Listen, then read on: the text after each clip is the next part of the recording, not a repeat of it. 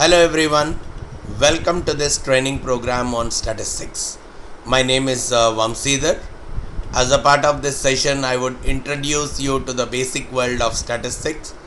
As a part of this chapter, we would try to understand a few important aspects like what is statistics all about, what are the advantages of doing statistical analysis, what are the points to be considered while doing statistical analysis, and we would end up with what are the different kinds of samplings that are available for us to do a statistical analysis. Before we understand the world of statistics, I think all of us agree to the fact that statistics is nothing but in-depth data analysis. So how do I interpret the data? A simple interpretation of the data is any collections of observations, measurements, responses, any of these things. When I say observations, I am observing the temperatures of a particular day. Measurement, I am collecting the heights of various people in a particular city. Survey responses, I have circulated a questionnaire asking people about their perception about a particular product, and I am tabulating all their responses. All these things constitute the data. So then what is statistics? The definition that is presented here explains statistics in one single sentence. It's one of the science, it's an important science of planning studies and experiments. So you are planning what you are willing to conclude. What is your objective of study? And based on that you obtain the data. Then you organize and summarize the data by doing some calculations. Present the data in the form of reports, tables, graphs, charts. Analyze, interpret and draw some conclusions. So the end goal of statistics is primarily to do the interpretations and drawing conclusions based on the observations of the data. Now, we always talk about two words in statistics. One is a population and two is a sample. Population is the entire data set from which we collect all the individuals. It's a complete collection of all the individuals that we are going to study. Probably if I'm trying to measure the heights of people in India, then the complete population contains all the people of India. Whereas in reality it becomes very difficult to go to each person and measure their heights. So that brings us to a concept of sample, where I would focus on sub-collection. From that entire population, I collect only a few individuals and collect the heights or some data regarding only a select few individuals. And that selection, in general case, if it has to be very effective, if my statistical analysis has to be very effective, the selection of the sample should be through a process of random selection. The more the random the sample is, the better it is for making conclusions about the data. Now, once we understand this word population and the sample, it brings us to a very good definition of statistics, which simply says statistics is about making conclusions about a population by working on a sample of data. Sample is a subset of the population. Now, if the sample is not collected in an appropriate way, then the entire collection is useless. Whatever is the kind of statistical churning, torturing you do on the data, we cannot make useful conclusions out of it. So the first point that we need to understand as a part of this statistical analysis is the sample selection should be very effective. It should be effective in such a way that the collected sample should be completely random in nature. The more the random is the data, the more appropriate it is for our statistical analysis, and any conclusion we derive on the data will simply be appropriate to our study. And that's where statistics can be broken into two major streams. One is the descriptive statistics, where we do various calculations. We see people talking about calculating the mean, median, mode, standard deviation, correlation, regression. There are so many calculations that are associated in the world of statistics. Descriptive statistics primarily deals with the calculation of various on various data, whereas the other world, which is the inferential statistics, takes the calculations. Based on the calculations which are done using descriptive statistics, it helps us in making conclusions about the population based on the calculations that are done by taking a sample.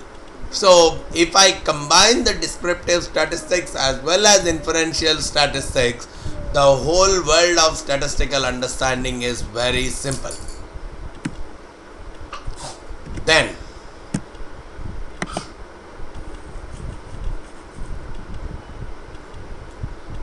we all have to understand one important aspect here. Statistics is just not calculations.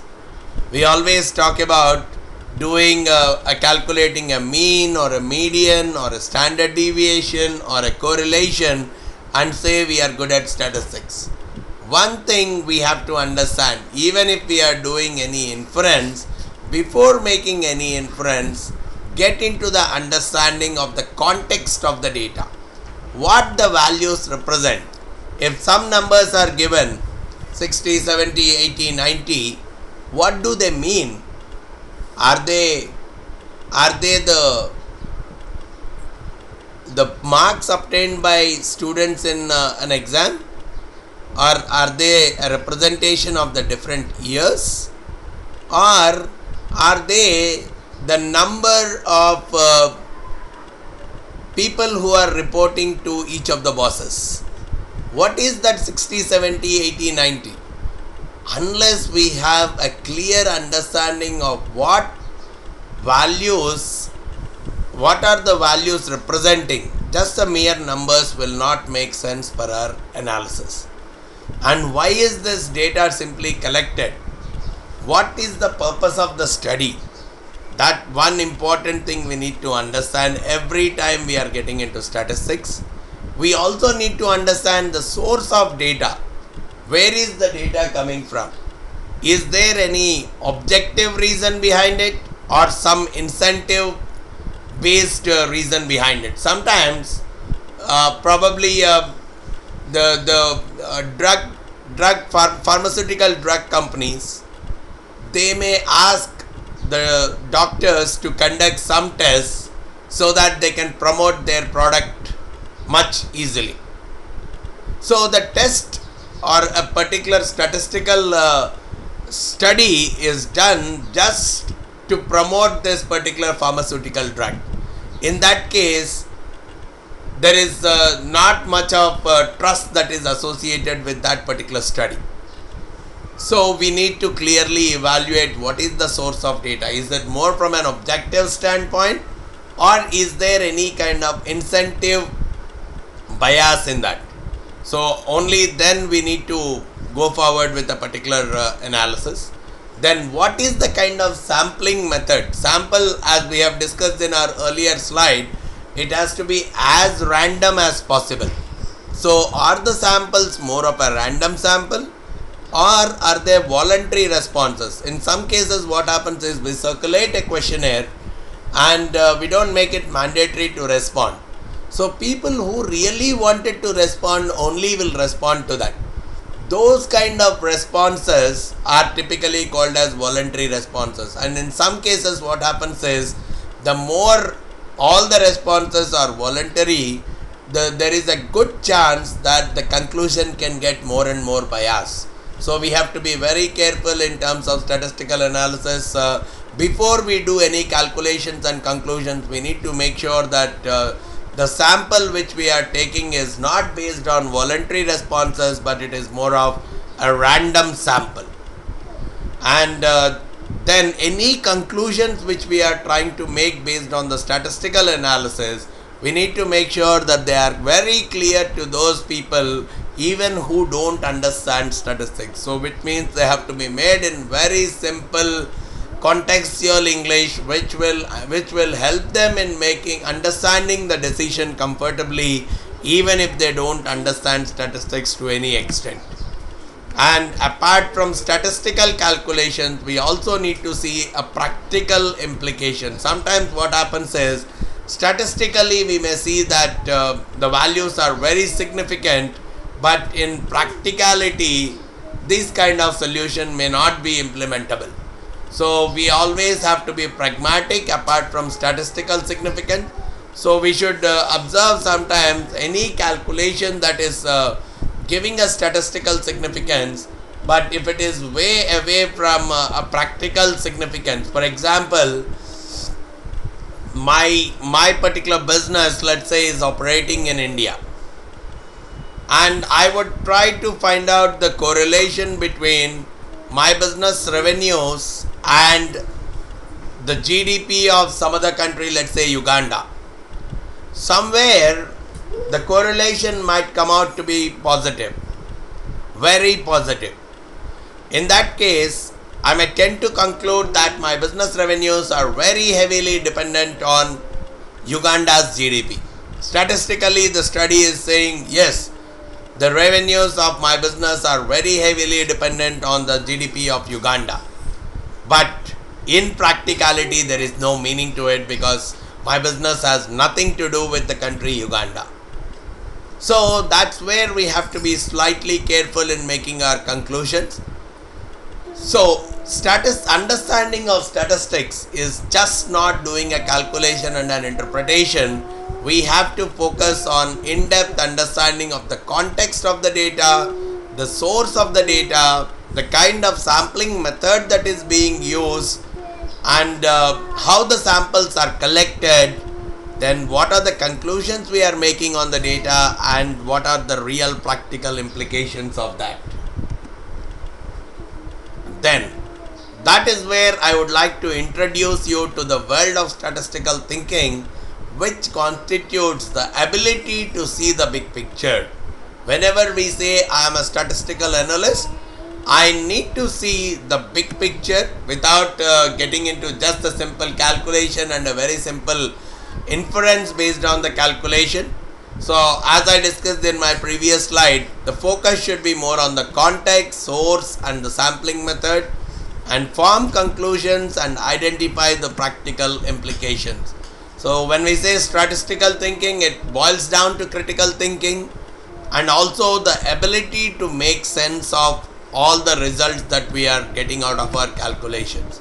So it's just not a mere calculation, or it's just not a process of just doing a few complicated calculations. It's much more than that. But we all need to understand this fact. The prime goal of statistical analysis is to make an inference or a generalization about a population by thoroughly studying a sample of data.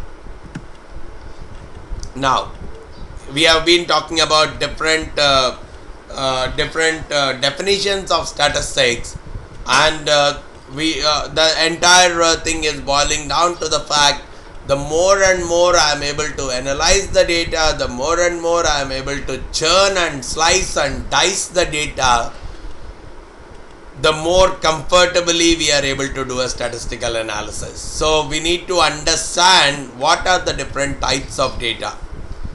So before we go into different types of data, I will introduce you to two different definitions here called as parameter and statistic. Any calculation we do on the entire population is what we call as parameter. For example, the average. If I take for the entire population, I call it as a parameter of the population.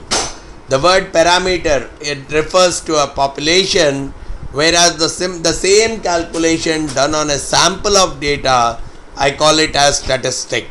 So any numerical measure which is describing the population, we call it as a parameter, and if it describes a sample, we call it as a statistic. We need to be comfortable with these terms also, because along with statistical thinking, we need to speak the statistics language also when we interact with the people. Then we could also have another classification of the data, which is quantitative data versus categorical data. When I say quantitative data, the data is completely in terms of numbers. It could be counts or it could be measurement. Number of successes, it's a count. Height of a person, it's a measurement. Ages of different people, it's again a measurement. So measurement or counts kind of stuff are categorized as quantitative data, whereas just names or labels, gender, male, female, or probably party affiliations, Congress, BJP, etc. So all these things are classified as categorical data. So in our data analysis, we need to understand whether a particular data is a quantitative data or a categorical data. Sometimes people use the word qualitative for categorical, not a problem. So we have to differentiate the data either as a qualitative data or a quantitative data. Then if it is quantitative, we need to see whether it is discrete or continuous.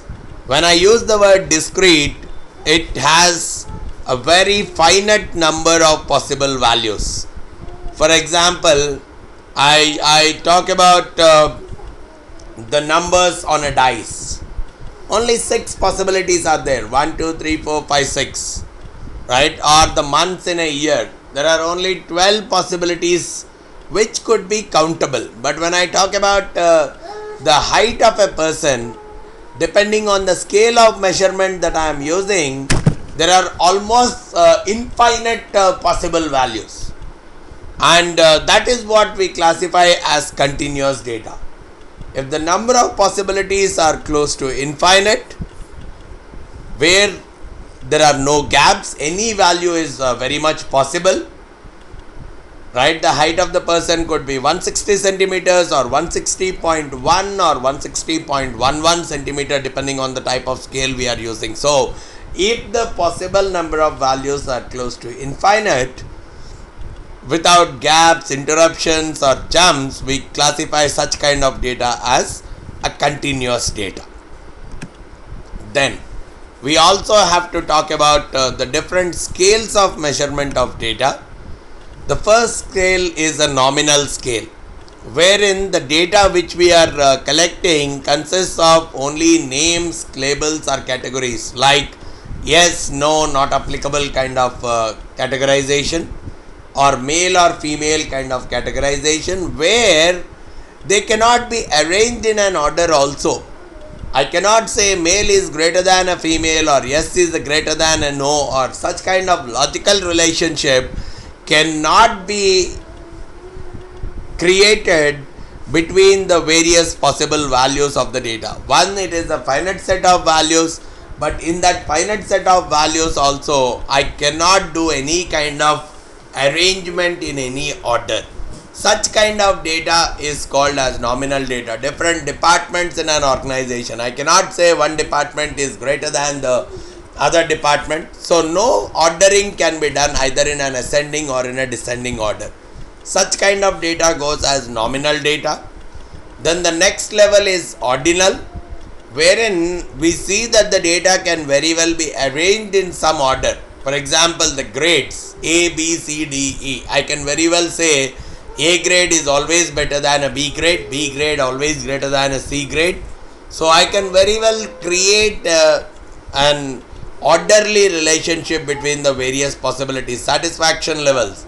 highly satisfied, satisfied, neutral, dissatisfied, very dissatisfied. So there is a kind of hierarchy, there is a kind of order in the possible values. So if such kind of relationship can be created, then we call such data as ordinal data. But in that we cannot find the differences. A grade minus B grade. There is no meaning to it. Either I cannot determine that or there is no meaning to that. Such kind of data is classified as ordinal data. So we have to be very careful when we are looking at our data, whether our data is a nominal data or an ordinal data or an interval or finally a ratio. In an interval scale, it is an ordinal data, which means it can be arranged in some order, but even the differences are meaningful. The temperatures in Fahrenheit versus the temperature in Celsius. Probably the 0 degrees Celsius does not mean actually 0, temperature is 0. There is no real 0. Because in 0 degrees Celsius, it simply boils down to 32 degrees Fahrenheit. But difference wise, let's say 10 degrees Celsius versus 20 degrees Celsius.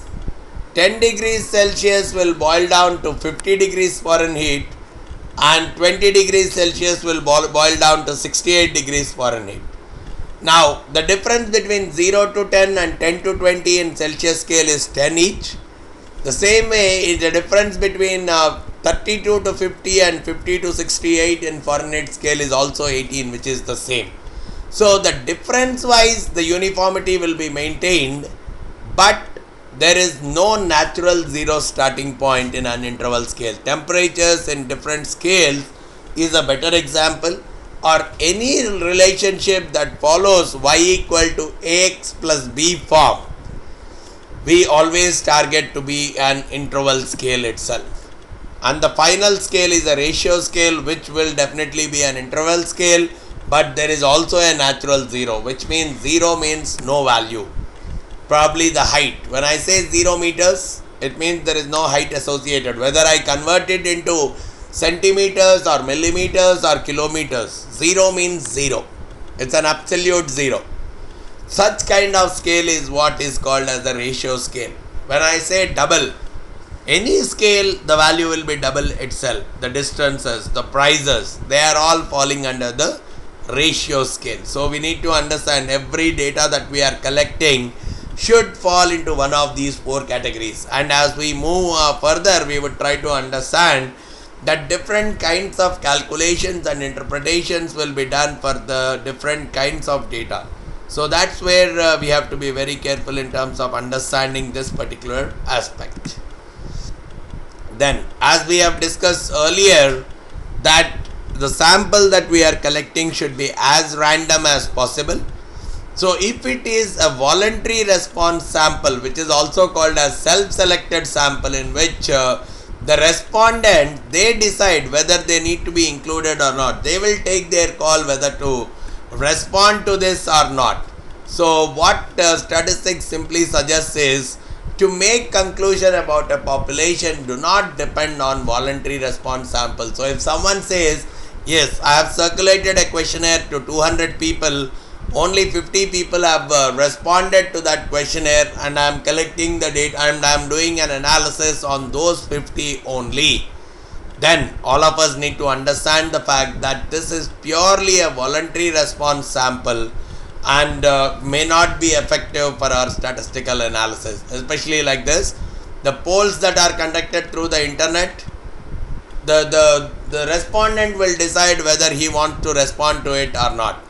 Whenever he responds, means all of the sample which we are collecting is not a completely unbiased or a random sample, though it is purely based on the people who have responded to that.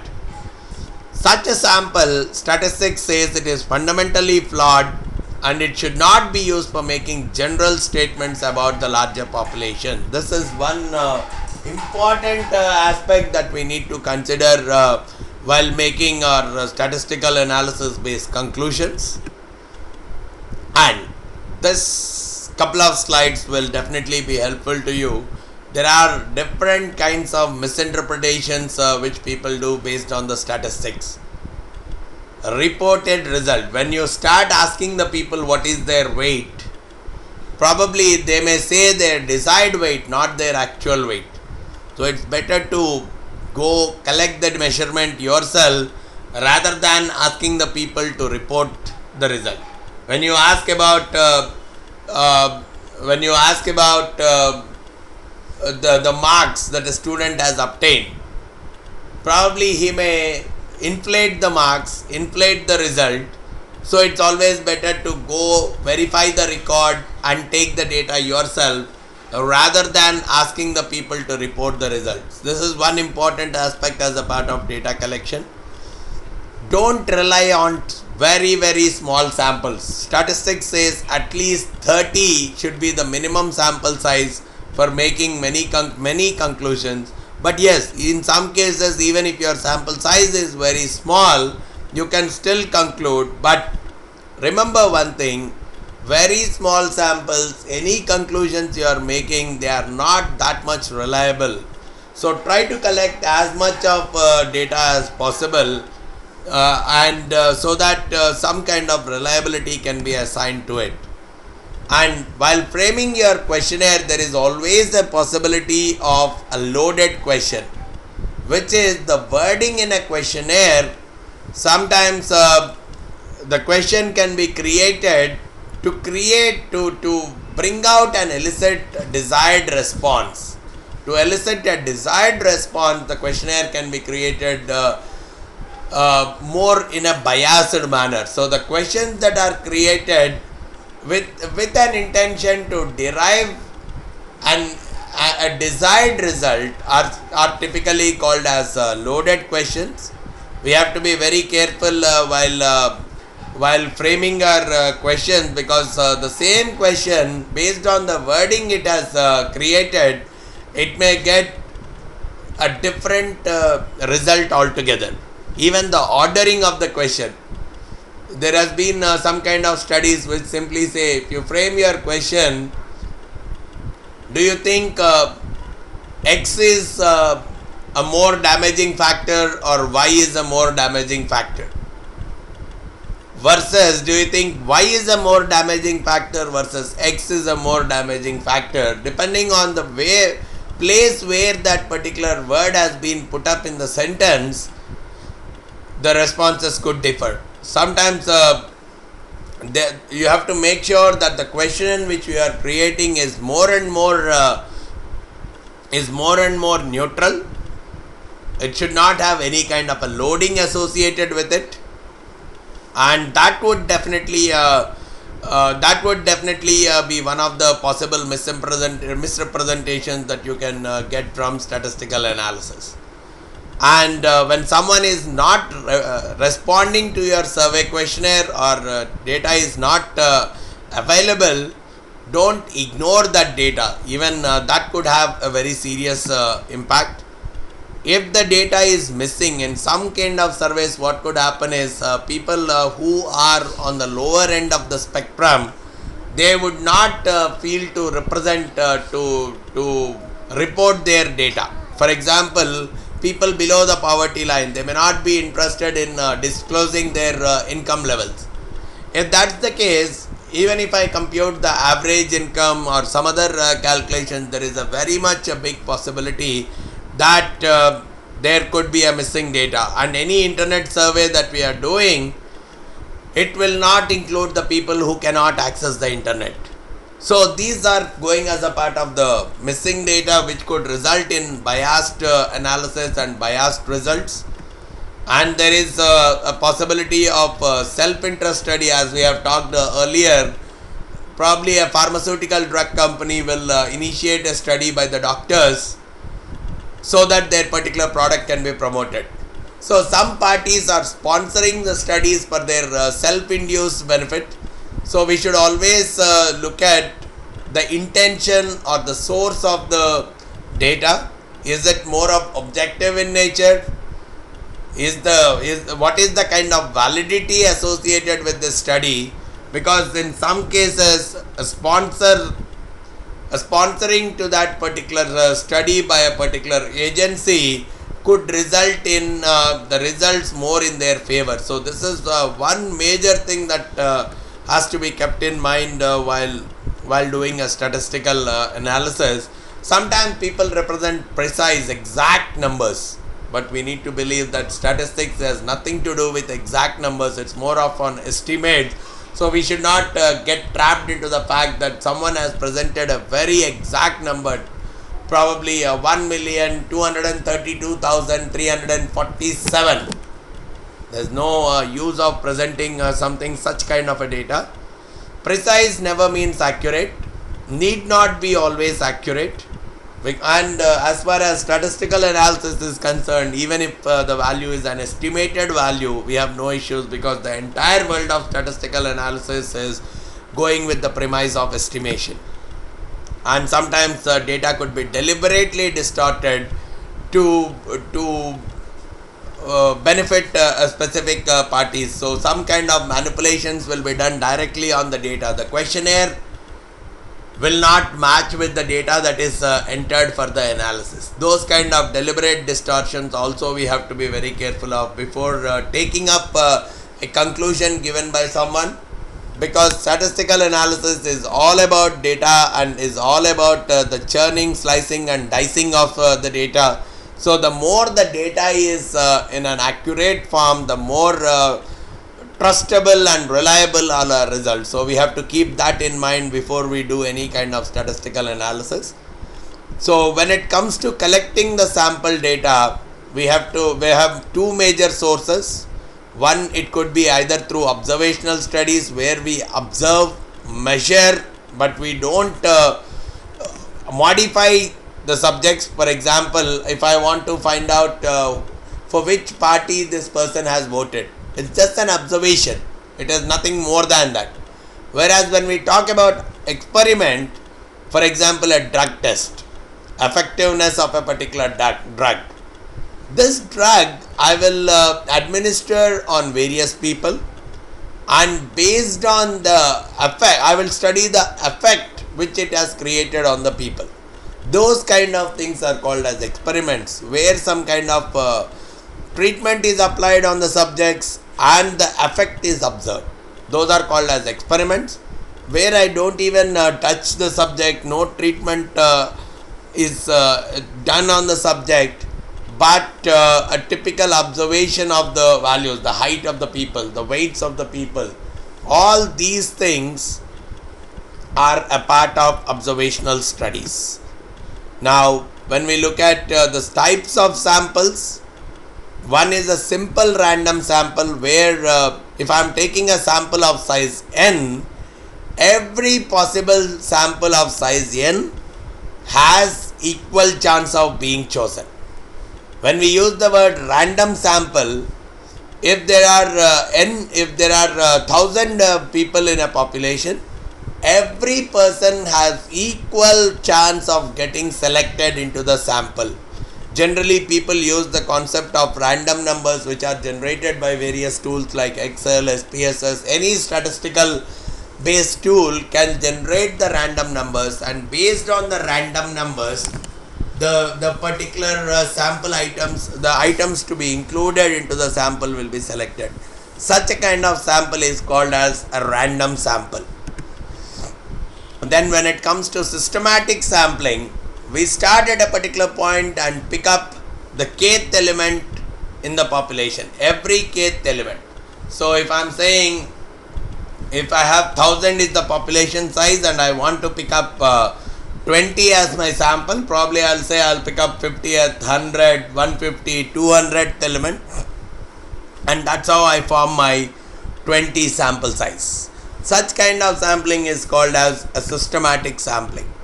Then we also talk about convenience sampling.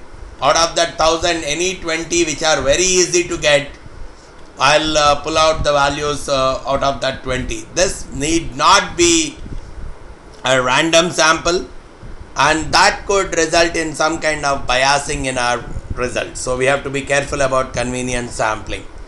Then we talk about stratified sampling, where the 1000 I will divide into some groups, probably groups of 200 each, 5 such groups, because those 1000 are belonging to different categories which I would like to study. Probably the 1000 I will break it into 2 groups, 500 and 500. The first 500 is males and the other 500 is female. So I am doing a stratification of the data into groups, and from each group I am selecting the samples randomly. Such kind of sampling is called as stratified sampling. First we don't pick up the 20 from the entire population at random. First we break the data into proper groups based on the similarity in the characteristics, and from each of the group we select the values in a random manner. Such kind of sampling is called as stratified sampling. And we also use something called cluster sampling, where the dividing of the population is still the same into various groups. The entire population gets divided into various subgroups, and those subgroups, on a random basis, the subgroups are selected, not the individual elements of the subgroups. The subgroup entirely is selected in a random manner, and all the members of that subgroup or a cluster are selected. So typically, let's say the 1000 elements, they are divided into 20 different subgroups called clusters. Out of that 20 clusters, I pick up some 2 clusters randomly, and all the items that are included in those 2 clusters will be included as a part of my sample. Such kind of sampling is called as cluster sampling. So today, as a part of various statistical analysis measures, we do the sampling from the data, but we follow the process of any of these sampling techniques in order to do a kind of statistical conclusion on our data. So we have to be aware of the various methods of sampling and which of them would be appropriate for which kind of an analysis, right? And any kind of observation studies we are doing, we can call them as cross-sectional, where the entire data is observed, collected and measured at a particular point in time. Today I am measuring the heights of all the people. That is what is called as cross-sectional data. Sometimes I get retrospective data, which is also called as case control study, where the data is collected of the past, right? Of the historical past, probably last year's data, whatever is directly available. Over the period of time, I would collect the data and I call that kind of an observational study as retrospective. So right now I won't measure it. I will pull out the data which is already existing, and from the past, whatever the data I am picking up, I am calling that as a retrospective study. I also can get into a prospective study, which is also called as longitudinal study or a cohort study, wherein the data is collected in the future from whatever the groups that are sharing the common factors. So if the data is collected at a point in time, we call it as cross-sectional. If it is collected from the past data, we call it as retrospective study, and if it is going to be collected in the future, we call it as a prospective study. So most of the prospective studies will help us in doing a predictive analytics, whereas in doing the predictions. So we have to be very clear on what are the kind of studies we are doing, because as a part of research we have to specify what is the type of study we would be getting into. And any experiment we are designing, some of the things to keep in mind: use as much of randomization as possible to select your samples, or to assign subjects to various groups. Because let's say I'm doing an experiment. Experiment means some drug. Let's say I want to experiment the effectiveness of the drug. I would like to see I would like to give the drug on some patients, and I would not like to give the drug on some patients. The reason being, I want to see the patients who are given this specific drug, is there any difference in their characteristics compared to the patients who are administered this particular drug. Now, who would be given the drug and who would not be given the drug, it has to be as random as possible. That is what we are saying, use randomization to assign subjects to different groups. Use replication by repeating the experiment on enough subjects. So the drug administration, don't do it just on one person and make a conclusion. Try to administer it on as many parties as possible, so that the effect of the treatment or other factors can clearly be seen. Because only on one person, if it is administered and there is a significant difference, you cannot make a conclusion that this drug is acting completely different from the non-usage of the drug. So you have to replicate it by repeating a good number of times, and you control the effect of the variable, wherein we have to make sure that the person should not understand to which group he is falling into. Is he getting administered into the drug, or is he not administered the drug? It should be very carefully taken care of, and you have to make sure that the confounding does not occur, which means you will not be able to distinguish among the effect of different factors. See, sometimes if the effects are very, very minimal, then probably we cannot even say whether the drug is effective or not also. So make sure that confounding does not occur as a part of your experiment. So there should be a significant difference in the result. So you should be able to distinguish very clearly in terms of whether there is any kind of an impact or no impact. So these are some of the things that needs to be kept in mind while designing any of the experiments.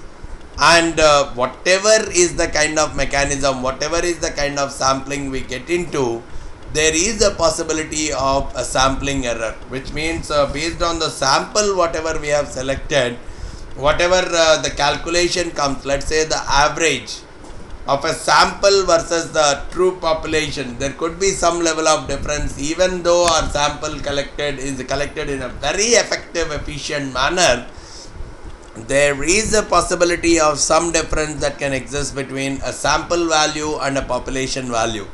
So that is called as sampling error, because of the sampling mechanism that has been chosen, because of the sample that has been chosen.